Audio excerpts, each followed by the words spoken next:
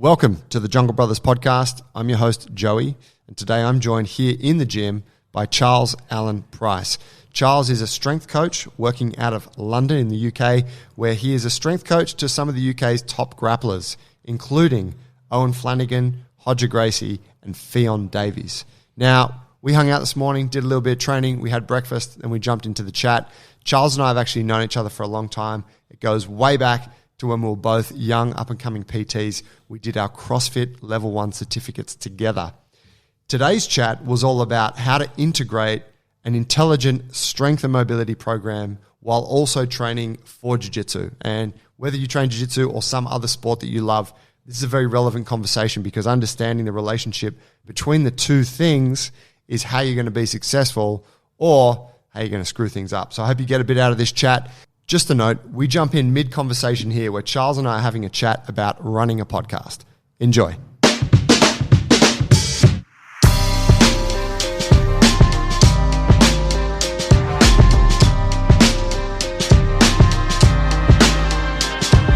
Blood. This is how we do it. So we don't get too caught up on intros. But so that podcast that you did was your first time in a podcast studio, wasn't it? Proper studio, yeah. Yeah, okay. That was fun. So yeah, we just hit up these guys. It's literally just around the corner from my gym, so it was perfect. We just walked up. These guys are like, yeah, they got a studio. It's just getting used to the proper microphones because obviously we've got the Rode wireless ones, and you can kind of just sit back or whatever. Yeah, get out of the frame. But like now, you realize that even I'm off to the side, yeah, the microphone only picks it up if you're directly in front of it. So it's a good little learning curve. Sometimes happens with Paulie. He gets he'll be getting all hip hop on it, and he'll be coming in with that side sling kind of microphone. But it's like, bro, it's not the same. Stay in the fucking mic. Yeah, we notice with guests usually we recommend keep it a fist distance from your face or from your mouth, and talk right into the end of it. Yeah. And it's so funny, with guests who are not, who don't podcast right regularly. Yeah. So for you, it's fine, you podcast, you get it. But they're often they look at it, it's almost like it's, I don't know, they're scared of the mic a bit. And you're yeah, just bring it. And they're okay. And you can see the reluctance to just stay on the mic. Talking to the microphone. Yeah. Well, lessons learned. I mean, unfortunately, we can't, because we had the fight dietitian on, and my missus just sent me a message. She's like, oh, the audio is a bit quiet.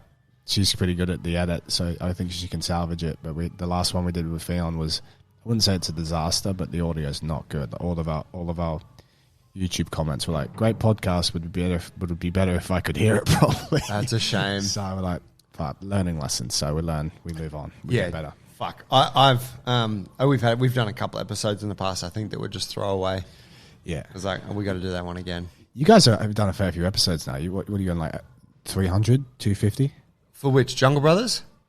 Both. Let's go Bulletproof and Jungle Brothers. So yeah, Bulletproof I think is at 110 or something. Sick. Jungle Brothers, we're at 170 odd. That's pretty good. We've done quite a few. The podcast has been going for a long time. Yeah. But there's been different chapters in its evolution. Yeah. And because we never started it with the idea of, we never had any specific idea of what we want it to be. Yeah. So things have changed over that time. T's moved away. Paul's now running we're sort of, we all used to work together every day, shoulder to shoulder.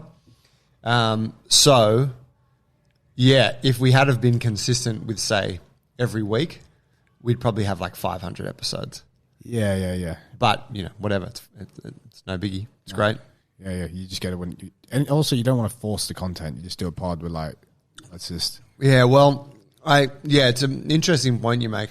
I think there's a discipline aspect to it. For sure. And for us, it's always been once a week. We do it once a week. For sure. An episode is recorded and an episode is published. For sure.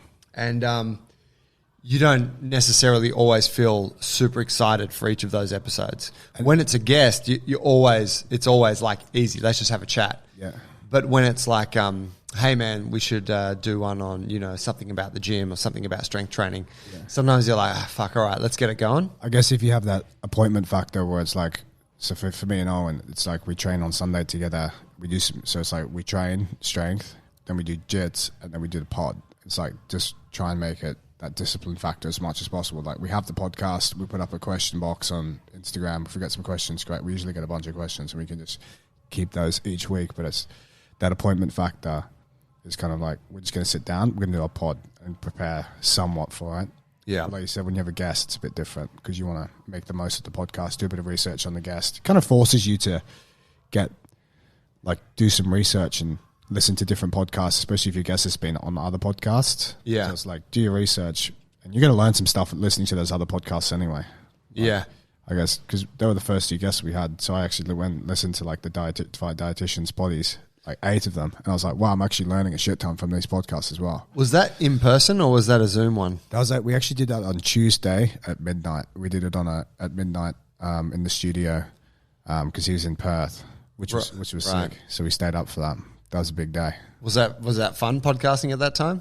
Nah. Not fun, but it was a good pod. It was good to do. I'm happy, like, I don't mind it because it's kind of like, let's hustle for it. We did one earlier in the day, and now we do one at midnight. So let's get it done. Yeah.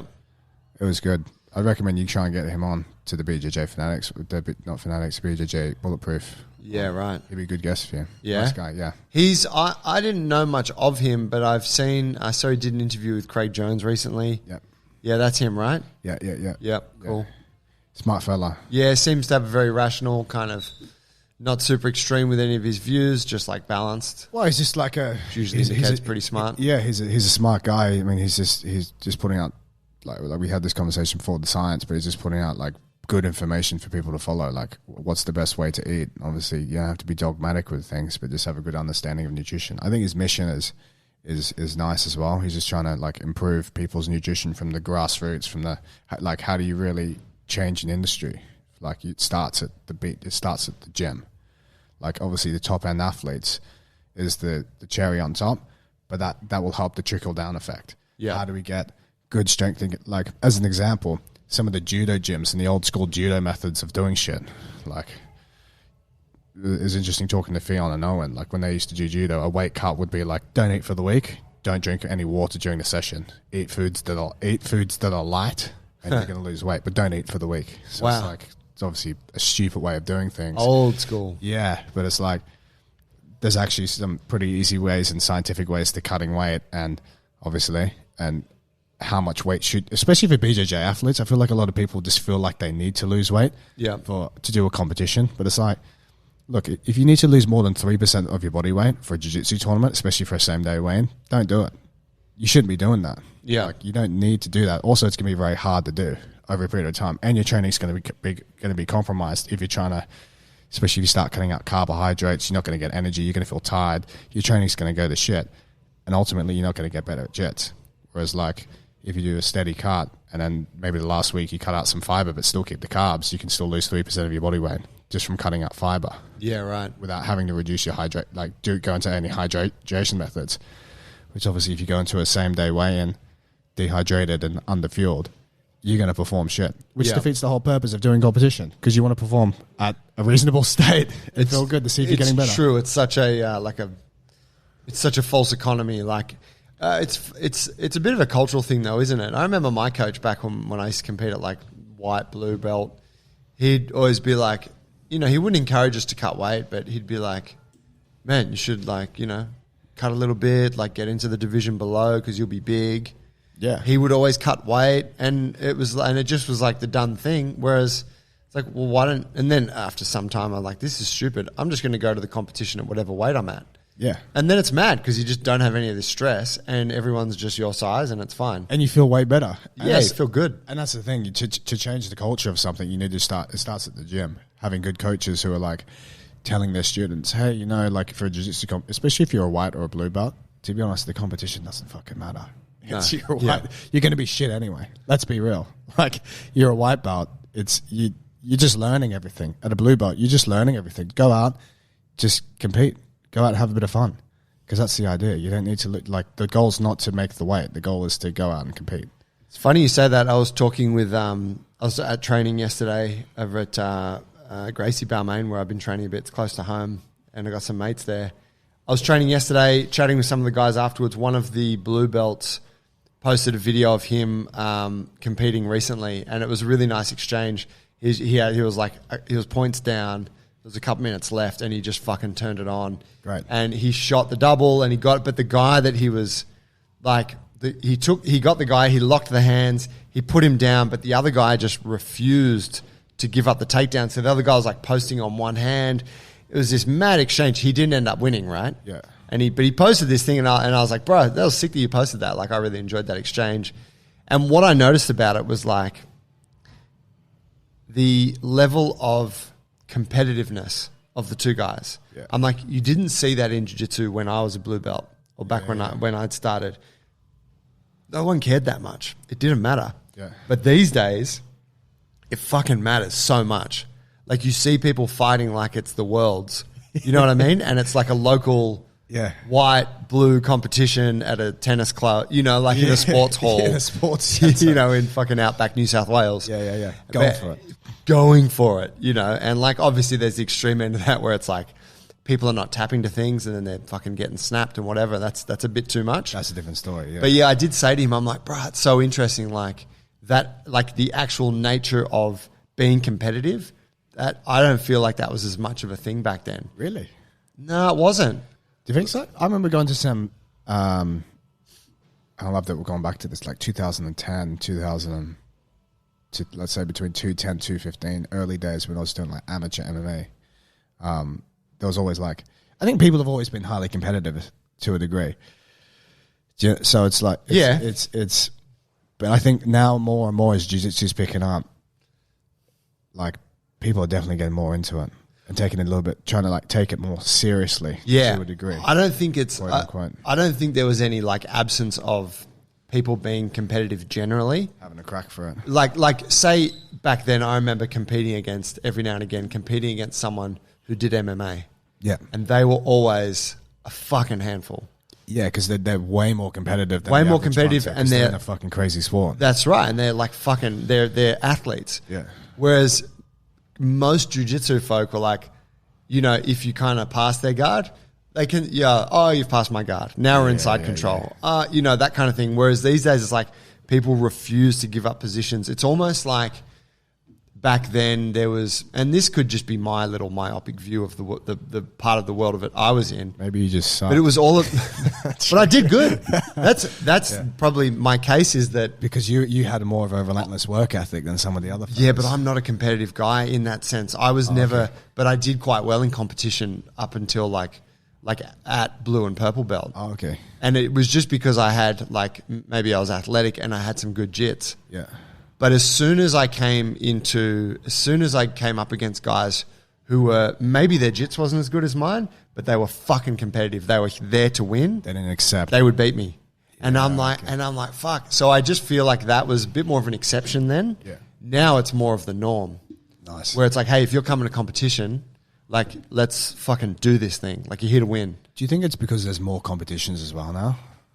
So there's more select, and people kind of like will train a little bit more for a certain competition. Like, I've got a comp coming up now. There's a little bit more competition culture in jiu-jitsu because it's a bigger sport, and it's got going back to your point. Yeah, I think there's probably just as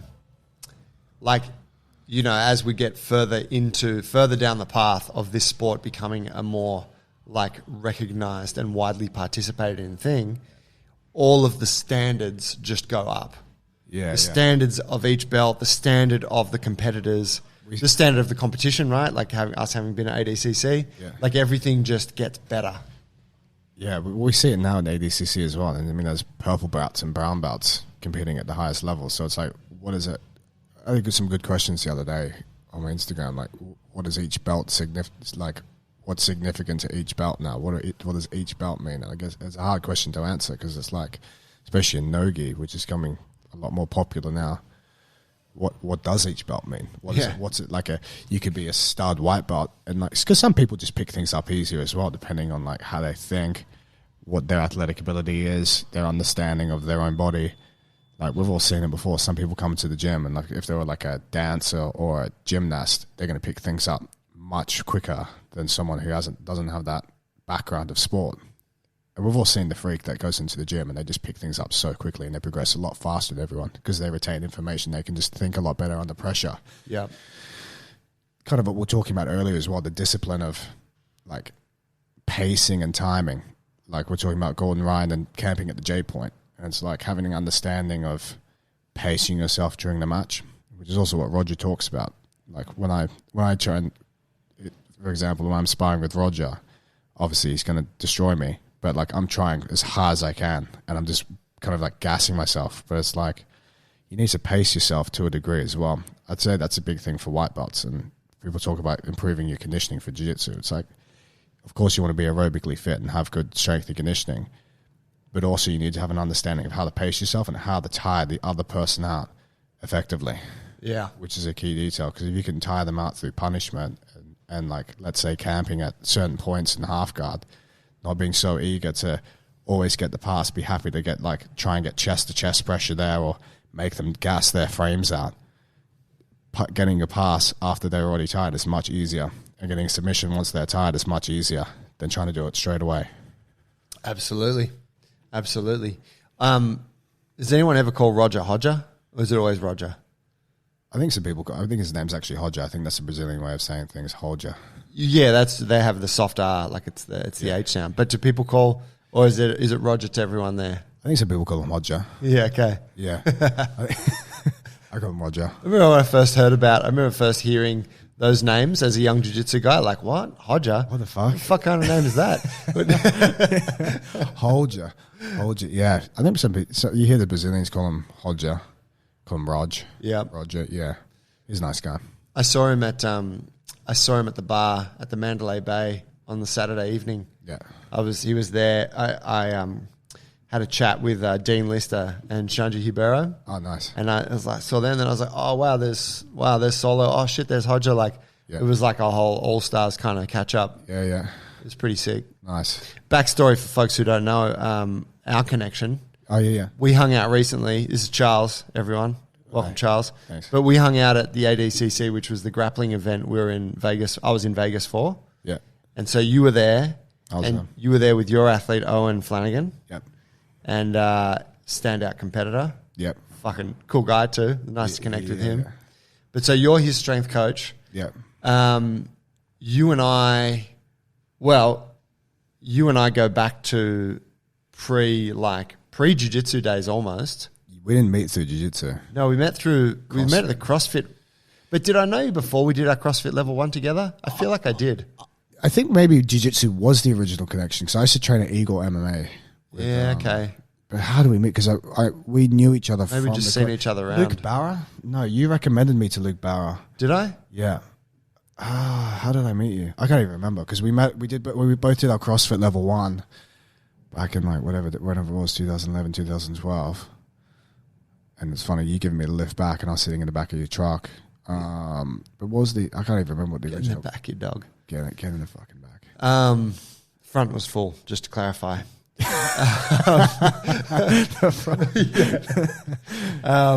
But yeah, so that, and so really like whatever, we did that, and then we had like, I guess we saw each other on socials and stuff. Yeah. But not a lot to do with each other. And then in recent years, I've been following you. You've been sort of specializing, like you're a strength coach. Yeah. But you've been specializing in grappling, like training grapplers. Yeah. And that's this whole shit that I've been doing here with Bulletproof and JT, and it's been mad to see what you're doing. And so catching up at ADCC, which was only 2 months ago, I guess. Yeah. Maybe 6 weeks. That was the first time we've really got to spend any time together since all that's evolved. It's cool. Well done. It's awesome to see what you're doing over there. Thanks, man. I appreciate it. Yeah, it's fun. I mean, I guess I've been working in the industry for like 10 years, trained all types of people, mainly just general pop. And then I've always, like, even since when I first started jiu-jitsu and MMA and like Thai boxing back in the day, my concern was always, how do I get strong for jiu-jitsu? And how do I lift to get better at jiu-jitsu, and how do I train to get better at Thai boxing, all that kind of stuff. And it was only really the last year or year and a half, 2 years, when I was like, you know what, this is all I want. I just want to focus on this. Like I had a full book, so I was doing 50 hours a week of one-to-one PTs, and I was like busy as fuck. And I was like, you know what, I love my current client base, but I really just want to focus on jiu-jitsu, and like how to like focus on training people who do jiu-jitsu or focus on your jiu-jitsu training? Bit of both. And I was like, I want to compete. Like I set some goals. I want to compete this year, and I've been like, I think I've done 3 competitions this year, which was fun. And I just started putting out more jiu-jitsu content. I originally made a different account called Grapple Strong. And I was like, should I do a separate Instagram? And I posted on there for a little bit, and I was like, nah, fuck it. I'm just going to own this and just go, all the content I'm going to do is going to be jiu-jitsu related. And I started training Owen at the same time. We just did a little barter together. I was like, how about I do a private for free and I'll train you for free? He's like, done. And then I was like, what's the goal? He goes, I want to go to 88 kgs. I was like, okay, so you just need to, let's make you as strong as possible so that no one can ever bully you. And that's essentially what we did. I mean, there's no rocket science to it. He's in the beginner stages of strength and conditioning.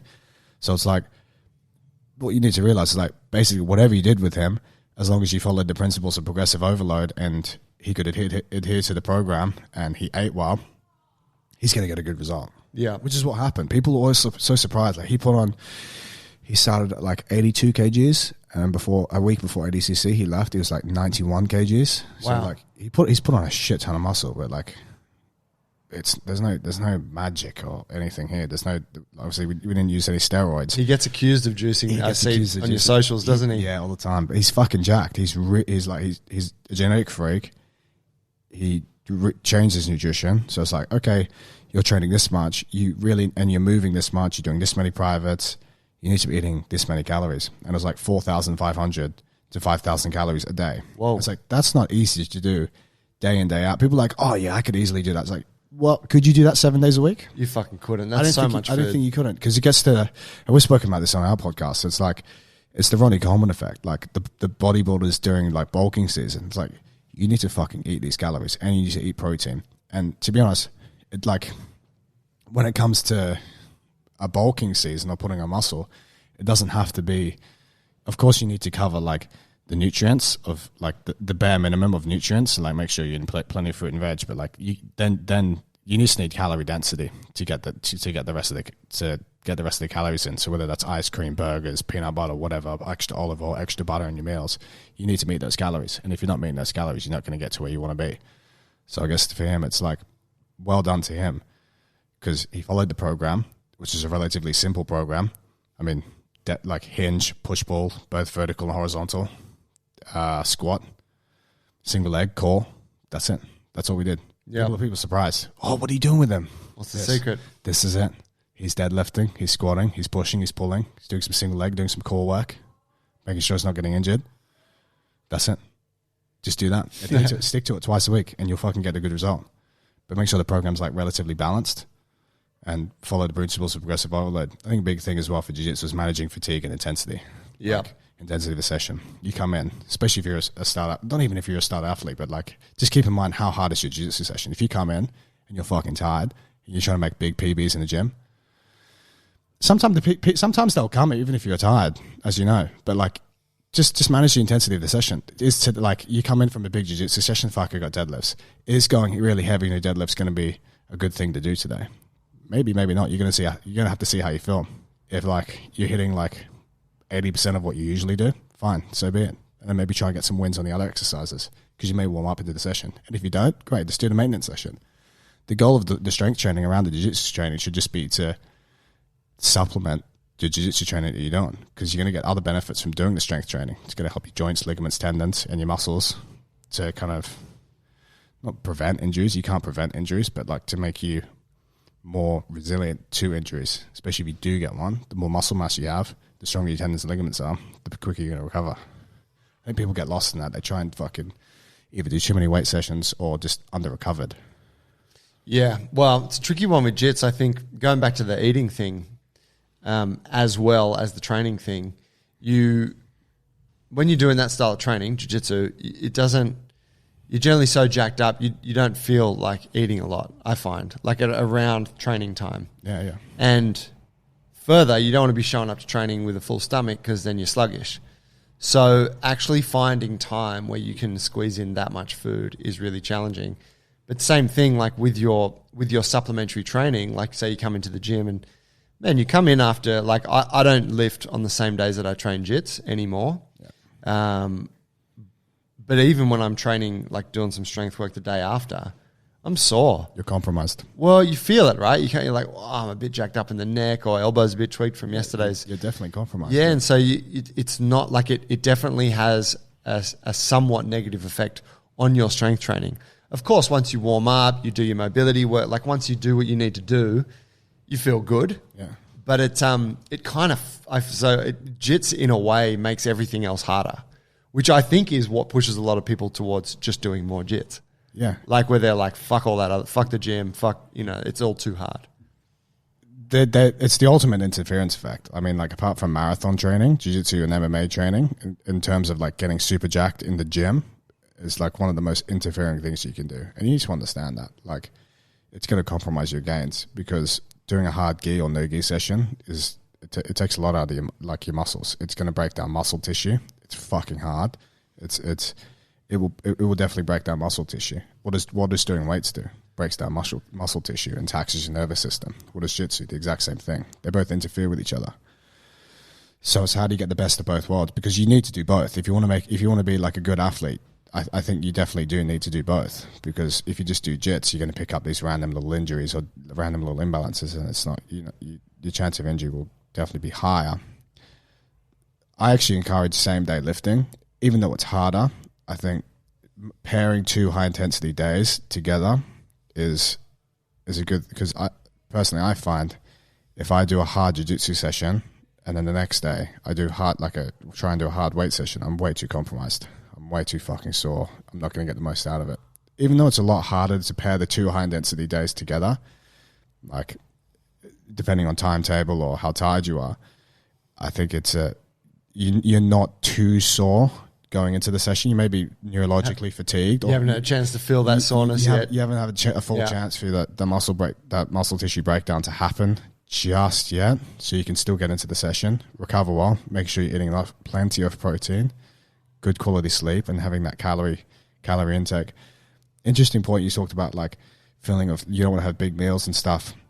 And we touched on this with the fight dietitian, having to obviously it's when it comes to the pyramid of nutrition, you want to like calorie balance, like protein, get the macros and the micronutrients, and then timing comes later.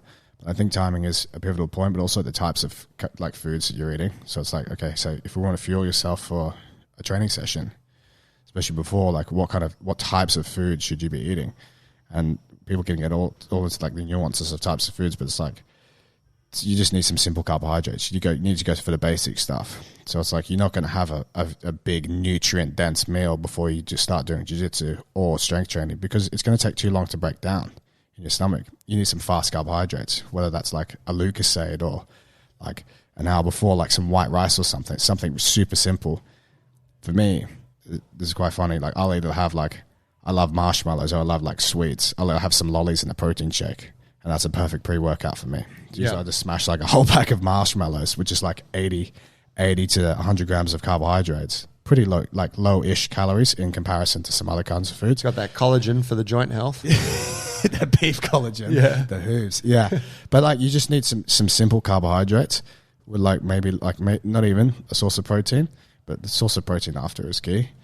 But you just need to have an understanding of like some simple carbohydrates and then have the complex stuff maybe a little bit later. But having a good understanding of those types of foods definitely helps fueling yourself better.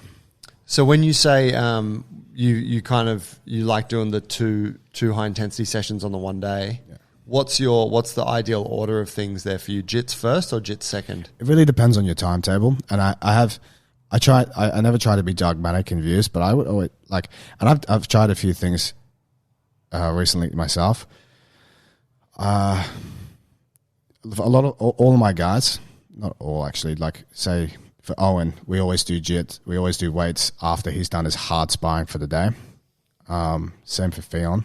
Fionn's actually, she's not training that hard at the moment, so hers would actually be before.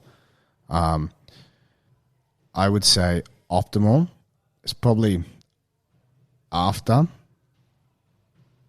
But in saying that, I would usually think, like, if you're smashing yourself in the gym beforehand and then doing a hard jiu-jitsu session, maybe your chance of injury goes up, but maybe not as well. So recently I've been doing my weights training before competition class jiu-jitsu, and it feels great. I feel good, but like, I'm also not absolutely trying to kill it in the gym. It comes down to your understanding of how to manage your gym session. What does your program look like? You should really only be working like a 7, maximum 9 out of 10 in the weight room anyway. If you're trying to overdo it in the weight room, if you're trying to like what's your goal? Like, if you're trying to get the best deadlift and like the best possible deadlift, it doesn't really go hand. Like, the jiu-jitsu is going to interfere with that. You can still have a good deadlift, but like, you're going to have to reduce the volume and a bit of the intensity of what you're doing. So I guess it's going to be personal preference. It's hard to give you an exact answer because everything's going to be a bit subjective, and it depends. It's like always the classic answer, but it does depend. It's going to be subjective to the individual.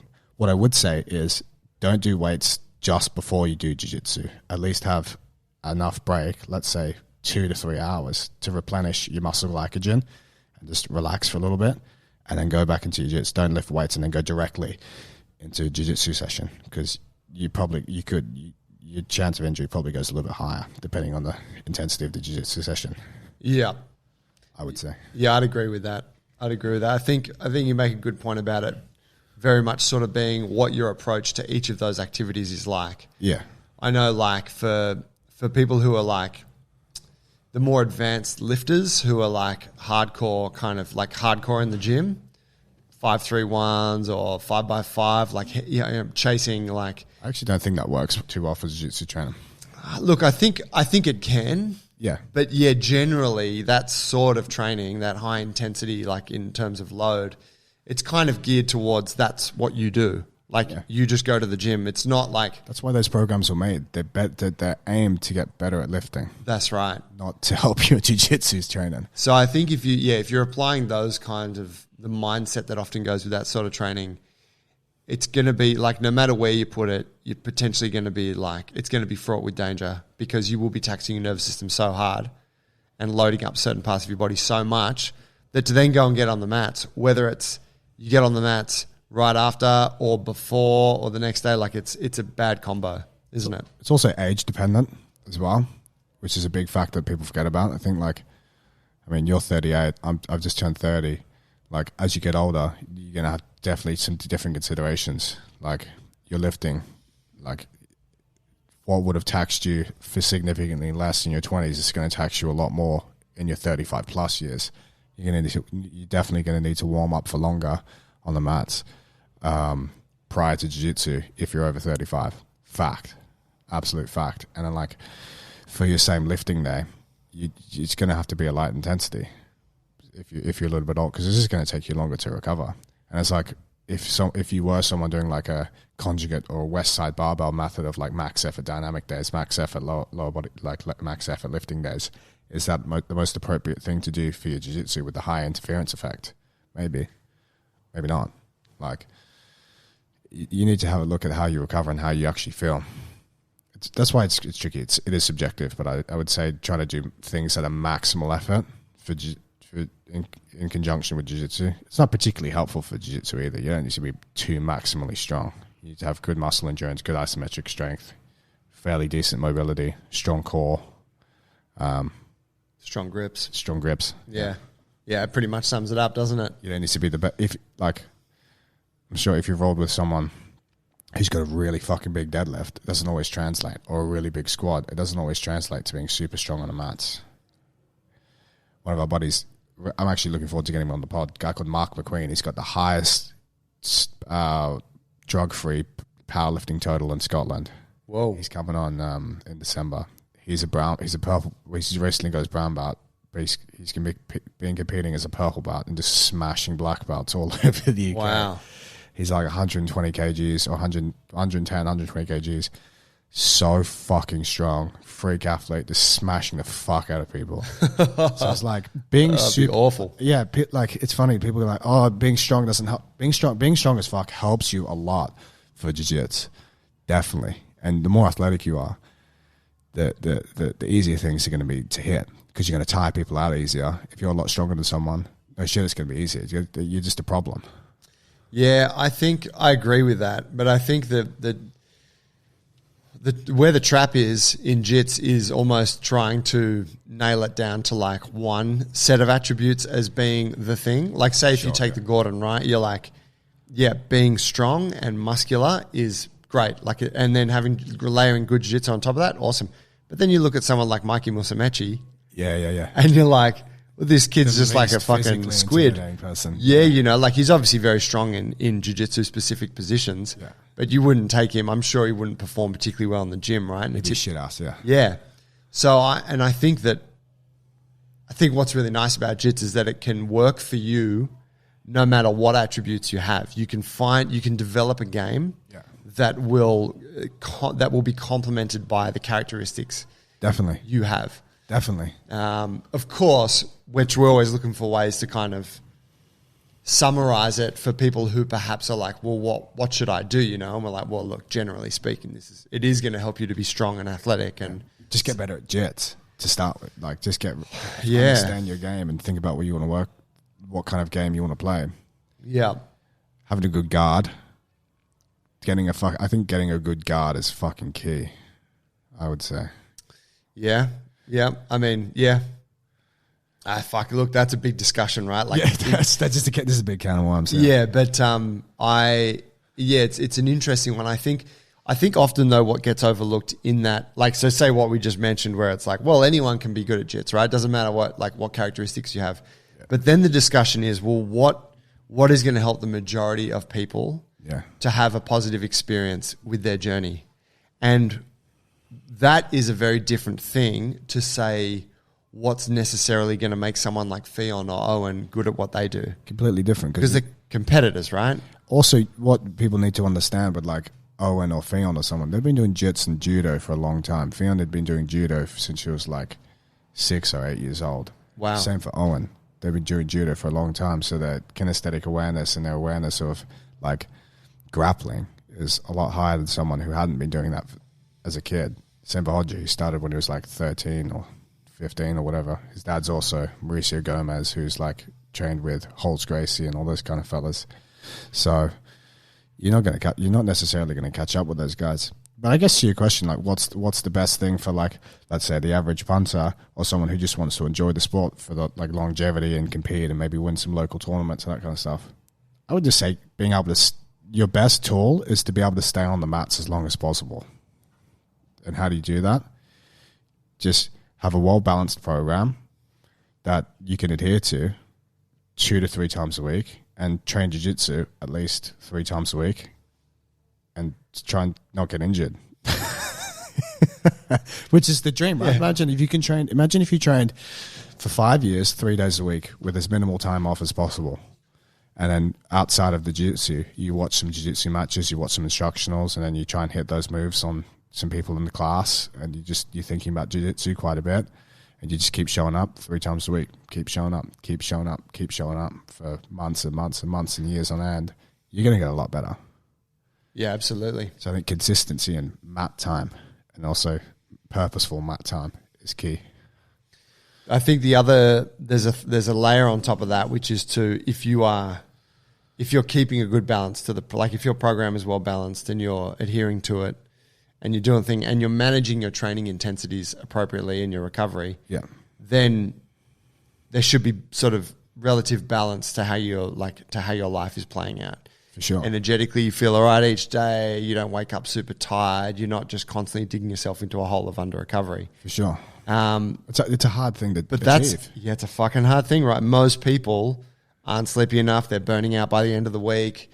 Then they're burning out on like a longer timeline where it's like every few months they cop an injury or they get sick and have to take a month off training. And that's life though. It's tough. Like your kids, like you got a baby, you're talking about like you're a little bit tired today. Yeah. It happens. You suddenly got kids or you got a stressful job, and you put nutrition in that as well, right? Making the right choices. Is it easy to make the right choices? Is it easy to optimize your calories and meal frequency throughout the day? This isn't easy stuff to do, by the way. Yeah, it's like we can Holy Land. I can tell you to do just do this. Train 3 times a week, and then do 2 weight sessions a week, and have perfect nutrition and sleep well. I mean, that's not that you could do that for a while, but like consistently, it's hard to do. But that's the magic point there. So with the majority of the grapplers you work with, Yeah. what would you say is like, and this is not necessarily like the high level competitors, but just say all of them. Yeah. You know, even just sort of more general folk who are, Hobbyists. Yep. What would be the like most common sort of negative behavior you see them or action that you see them making consistently that's getting in their way? Not eating enough calories, not eating enough protein. Wow. And or maybe a little bit of maybe the inconsistency of training, like you said, a little bit of an injury, some time off the mat, but that happens, man. You're gonna have time off the mats. I think being sensible with that injury time, letting the injury heal. Don't get too eager. Maybe watch some jiu-jitsu whilst you're injured, but not. I'd say the main thing, not fueling yourself correctly. Yeah, right. Especially for jiu-jitsu fellas, because look, and a lot of things come from like if you're not eating the right amount of calories or the right amount of protein, you're just not going to recover properly. And there's a lot of things that can play into that. It's going to affect your sleep. It's going to affect your concentration at jiu-jitsu. If you can't concentrate, are you learning the best? Are you actually going to get better at jiu-jitsu? Then it's like flu, sickness, protein. If you're not eating enough protein is not just to help you get swole. It also helps your immune system. So I would say fueling your body correctly is a typical theme that I would see from my jiu-jitsu guys. And it also ties into the gas tank. I'm always getting gassed out at training. Well, are you fueling yourself correctly before and after the session? I guarantee if you just pay a little bit more attention to that. And then if they are and they're still gassing out at different points, then that's a different conversation. But I would say just address that first. That's a really good point. You'll laugh at this conversation. Had it yesterday with a guy on the mats. Not sure what level he's at. Maybe a purple belt. Really, real savvy guy. And I was warming up before the class, and I was just doing whatever, some glute stuff and some knee stuff and whatever. And he came over and he was like, "Hey man, what do I need to do for like my knees?" And I said, "What are you feeling? Like what's going on?" And he's like, "They're tight." And I'm like, "Tight how? Like in what position?" He's like, "No, not in any position. Like they're just tight." And I'm like, "But if you're feeling tightness, there must be a time when you feel it. Like when is that?" He said, "Well, no, they're sore." And I'm like, oh, "Okay, so that's a completely different sensation to tight." I'm like, "All right, sore. So let's talk about that." He said, "Yeah, they just ache a lot." He said, what do I need to do?" And I said, do you do any strength training? He said, "No, man, I don't have time for that." Well, there you go. And I was like, "Bro, you know who I am. You know what I'm going to tell you. Like, you either make the time for that or like you don't fix the knees, Correct. And then he's like, "Yeah, but is there like one exercise?" Like, I love it. What should I be doing?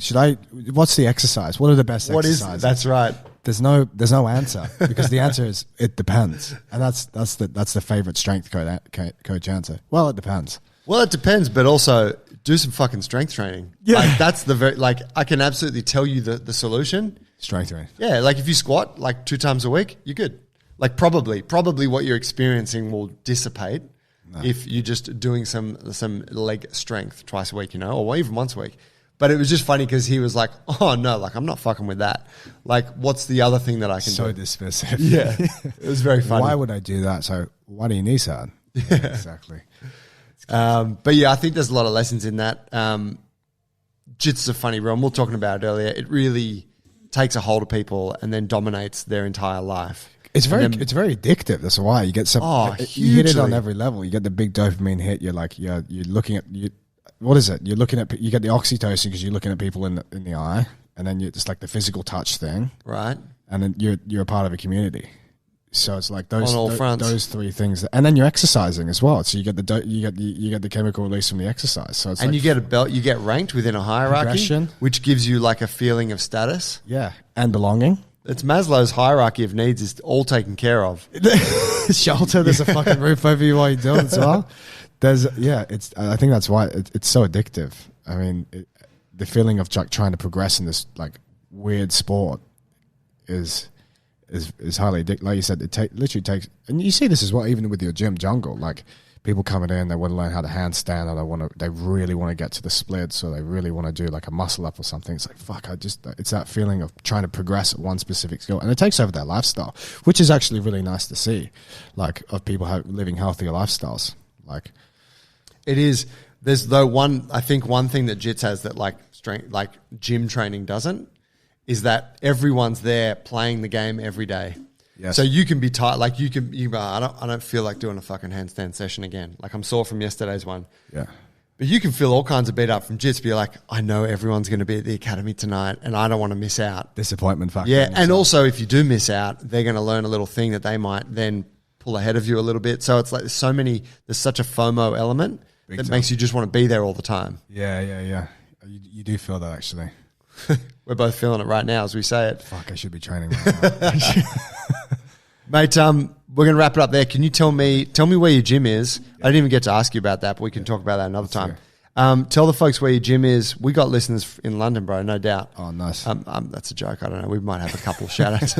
Shout out London, yeah. The gym's in North Kensington. So it's just a little PT studio at the moment. We're looking to expand. Me and Owen and one of his mates in Sylvie, we're in some chats, maybe expanding to like they're looking to expand, but maybe all three of us will do a collab at some point. Like a Jits, strength conditioning. Potentially, yeah. Full. So we're looking to potentially get that up in the next couple of years. You can find me in London, North Kensington, or just Charles Allan Price on Instagram. Charles Allan Price. Allan Price on Instagram, putting out some good content. I'll link you up in the show notes. And you got the podcast too. Yeah, the Charles Ogan or Charles Owen Experience. Charles Ogan. So me and Owen O'Flanagan recently competed in ADCC. That was just a fun thing. We've been training for a while. Like, fuck it, let's just do a podcast. And we've been doing it every Sunday. We're trying to do it every Sunday. I listen to your clips that you post on Instagram. I don't listen to the full episodes. Yeah. Probably because the subject matter is very close to what I'm already talking about all the time. Yeah. But I really like what I see from you guys. Like I really like the back and forth. It looks like a sick podcast. It's good fun. Yeah. How do people find that? It's called Charles Owen Experience. Charles Owen Experience on Spotify, YouTube. Not just on Spotify. It's on all podcasting platforms and YouTube. All right, sick. I'll link to that too in the show notes. Yeah. Bro, thanks for coming out. Good to see you, brother. Good to see you, Ledge. Nice. Thanks for listening, guys. Cheers, guys. Go check out Charles' account. Check out the podcast. See what they're doing. If you are in London, go see his gym. I'm keen to check it out when I do make it over there. Nice. Catch you guys next week.